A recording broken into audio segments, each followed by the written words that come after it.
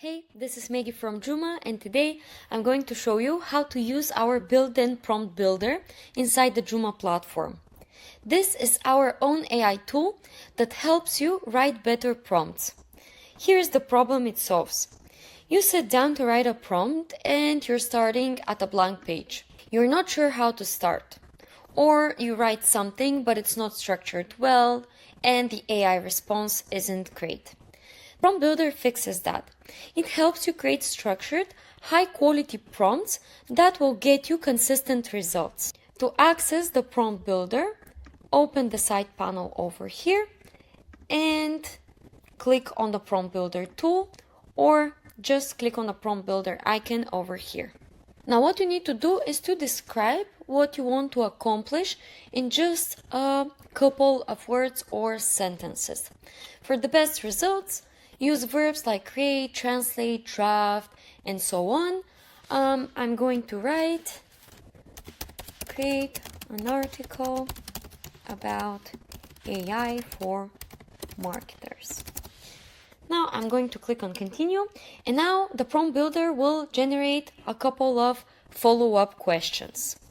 This helps the prompt builder get more context about what you want to accomplish.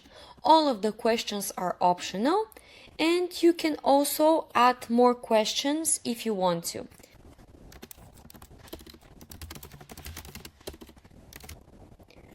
Now I'm going to click on continue, and Juma will start generating my prompt. And this is the prompt.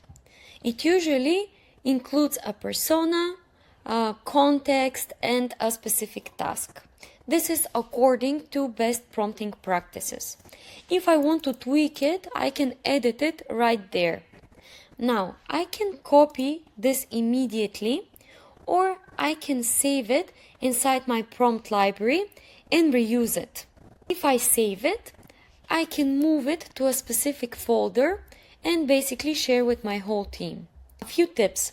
Be specific when describing your task. Answer as many follow-up questions as you can.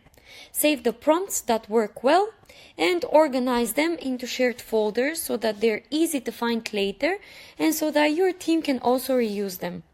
The prompt builder is aware of the best prompting practices, so it's a great way to learn how to be better at prompting over time. I'm going to tell you more about the prompt library in another video.